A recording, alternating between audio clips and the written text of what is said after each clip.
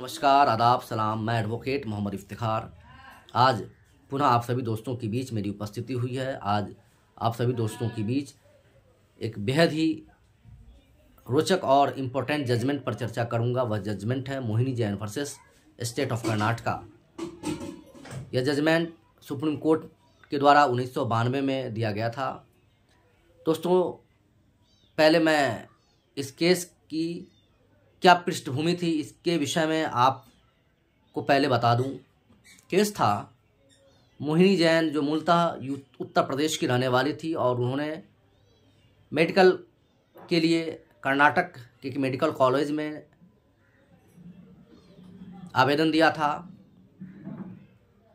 और उस कॉलेज का फीस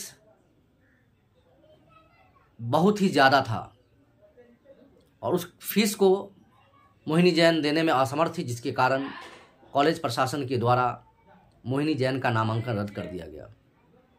तब मोहिनी जैन ने माननीय न्यायालय में याचिका दाखिल किया और आर्टिकल 14 और आर्टिकल 21 का हवाला देते हुए उन्होंने एक याचिका दाखिल किया। माननीय न्यायालय ने दोनों पक्षों को सुनने के बाद यह निर्णय दिया कि शिक्षा प्राप्त करना प्रत्येक व्यक्ति का एक मौलिक अधिकार है, राज्य इसमें बाधा उत्पन्न नहीं कर सकता है और माननीय न्यायालय ने मोहिनी जैन के पक्ष में निर्णय दिया। इसी जजमेंट के बाद पुनः एक जजमेंट माननीय न्यायालय के द्वारा दिया गया। वह जजमेंट था Unnikrishnan versus state of Andhra Pradesh. इस जजमेंट में भी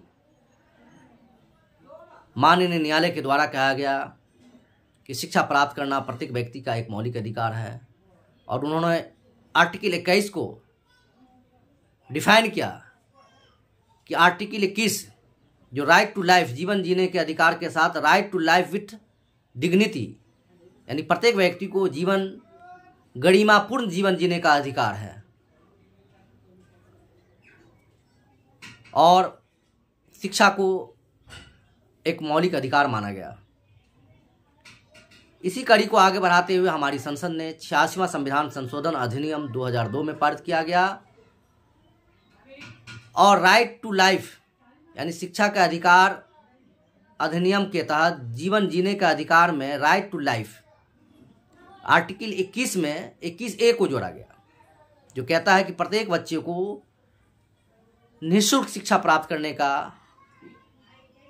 एक मौलिक अधिकार माना गया। और फिर इसके बाद इस कड़ी को आगे बढ़ाते हुए हमारी संसद ने एक कानून बनाया 2009 में, जो राइट टू एजुकेशन एक्ट 2009 में बना। इस एक्ट के तहत प्रत्येक बच्चे जिनकी उम्र 6 से 14 वर्ष है, उन बच्चों को मुफ्त में शिक्षा प्राप्त करने का अधिकार दिया गया।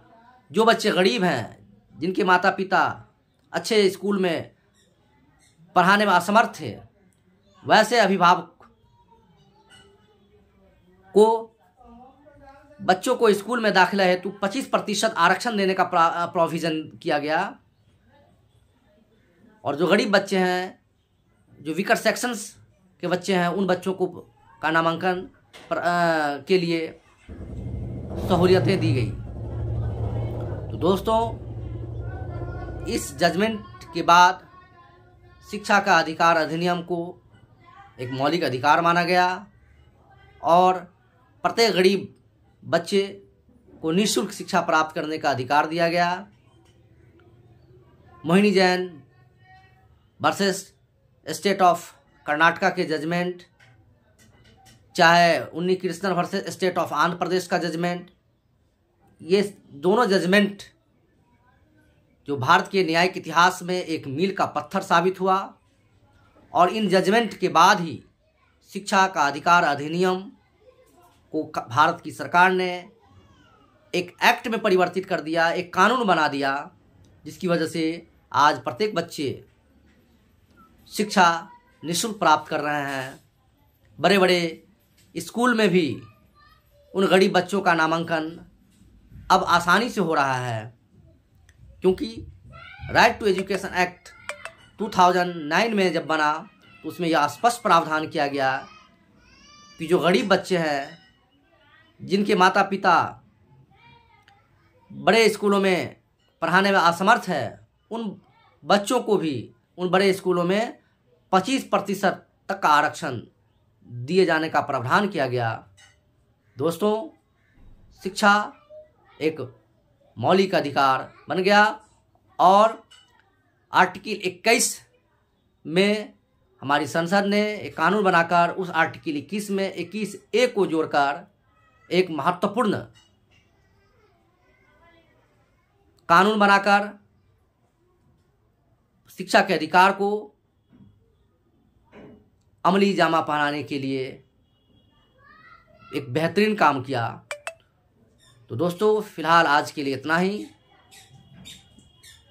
मेरा यह वीडियो अच्छा लगे तो कृपया इसे लाइक, कमेंट, शेयर अवश्य कर दें। धन्यवाद।